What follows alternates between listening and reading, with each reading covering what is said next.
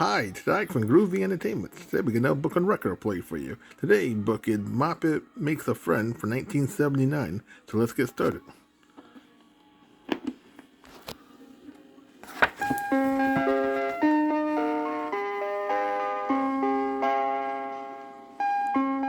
This is your Kid Stuff Read-Along book. Every time you hear this chime,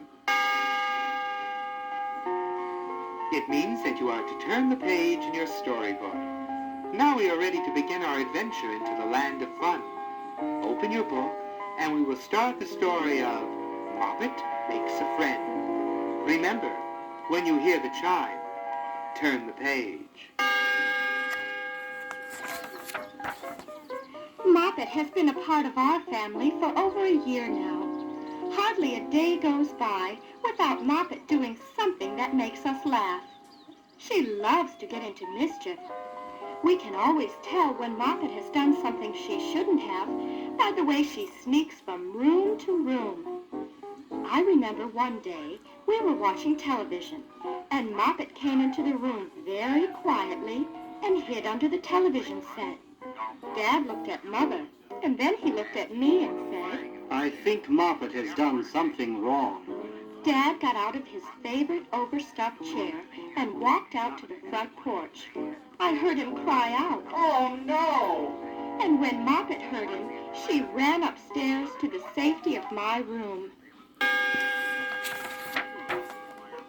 Mother and I ran out to the porch, and we could not believe what had happened. Moppet had somehow opened the cage that was filled with lovebirds and let them out. The lovebirds were flying all over the porch. Dad said, Close that door, Jennifer, or the birds will fly all over the house. It took us hours to catch the birds.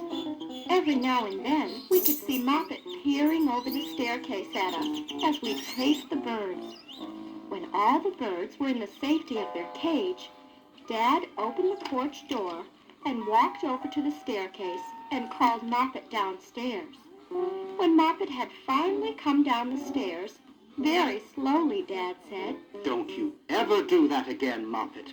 Moppet gave a little whimper and shook her head and then ran upstairs and into my room. Then she crawled under my bed. I thought to myself, Moppet needs a friend. She is just lonesome. That is why she gets into trouble so much. So I went into my room and called Moppet out from under the bed. She sat down next to me, and I told her that she would have to go out and find herself a friend, another dog to pal around with. Then she wouldn't be getting into so much mischief. The next morning, after Moppet had finished her breakfast, I opened the front door of the house and I said to Moppet, Go find a friend. Moppet jumped up and gave me a big, wet doggy kiss, and then started on her way down the sidewalk in search of a friend. The way she was walking down the block gave me a funny feeling that I might have made a mistake in telling her to find a friend. It would be all right to tell that to any other dog, but Moppet was not like any other dog. Moppet was special, one of a kind. I noticed that Moppet was heading for the park, and I knew that she could not get into any trouble there. She loved to chase the pigeons in the park, and I think they liked it because lots of times the pigeons would sit on her back and she would run around the park with them. This was going to be a typical day in the park for Moppet. Now, after Moppet played with the pigeons, she decided to take a walk into the woods that bordered the park. She had never been there before, and Moppet thought to herself that this might be a wonderful place to find a friend. The woods were filled with strange and wonderful sounds that the dog had never heard before. There were the sounds of the birds chirping in the trees, and the noise of the leaves being crunched under Moppet's feet. Every now and then, Moppet would stop and watch the chipmunks and the squirrels running from tree to tree. The sun shining through the trees made strange patterns on the ground as Moppet walked along. Moppet looked all around the woods, and then she noticed a strange little animal scurrying into the bushes. Moppet's curiosity got the better of her, and she started to follow the little animal. Moppet decided right then and there that this funny-looking creature was the perfect friend for her.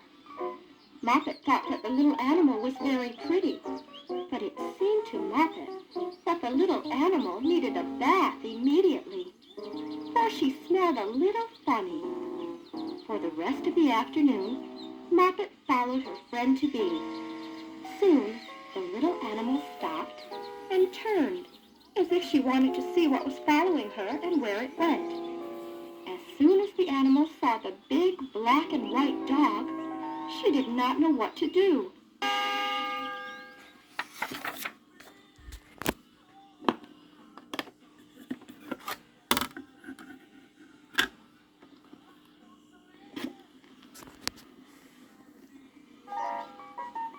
The funny-smelling little animal was very surprised when Moppet let out a little whimper and then started to dance all around her. The little animal liked the dog, and she knew that Moppet would not hurt her. In a way that all animals have, they knew that they would be friends. All day long, Moppet and her friend played in the woods. Moppet helped her gather some nuts that fell from an acorn tree, and then she followed her friend to a hollow tree stump, which was the little animal's home. Moppet helped the animal put the nuts into her tree stump home. It was getting late, so Moppet told her friend that she had to go home. And wouldn't it be a surprise for her family if she brought home her new friend? The animal climbed onto Moppet's back, and Moppet made her way out of the woods toward her home. Dad was worried because when he got home and stopped his car, Moppet was not there to greet him. As Dad opened the front door to the house, he called out, Where is Moppet?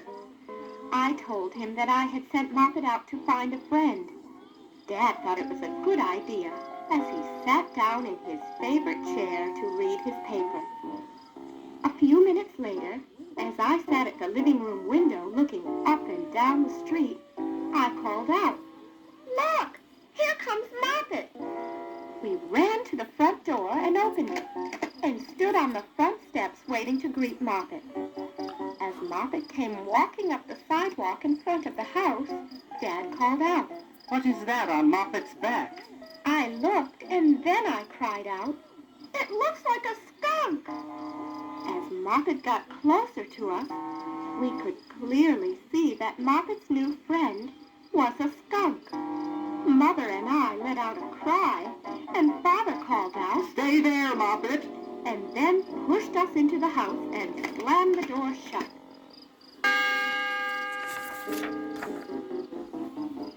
This was all my fault. I knew I shouldn't have told Moppet to go out and make her own friends, but I didn't know that she would come home with a skunk for a friend.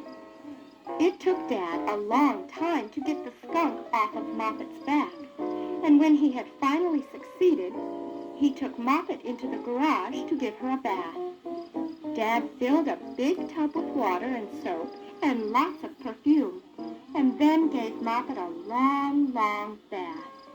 We all stood around and watched as Moppet got rid of her skunk smell. When Moppet got out of her bath, she shook herself off and gave us all a quick shower. But the next day, Moppet and her skunk were back, and we went through the same thing all over again. And then it happened the day after that. What were we going to do? Dad, who was always very smart, said that since Moppet liked the skunk so much, then we would have to capture the skunk and take him to the veterinarian and have the skunk smeller removed. Then the skunk can become one of our family, and Moppet will have her friend. Well, Daisy, as we call the skunk, joined Moppet as one of our pets. Moppet and Daisy were inseparable, and no one could believe that a skunk and a big old dog like Moppet could be friends. But then Moppet was not just an ordinary dog. She was very special. Life with Moppet was never dull. Moppet made our lives very, very exciting.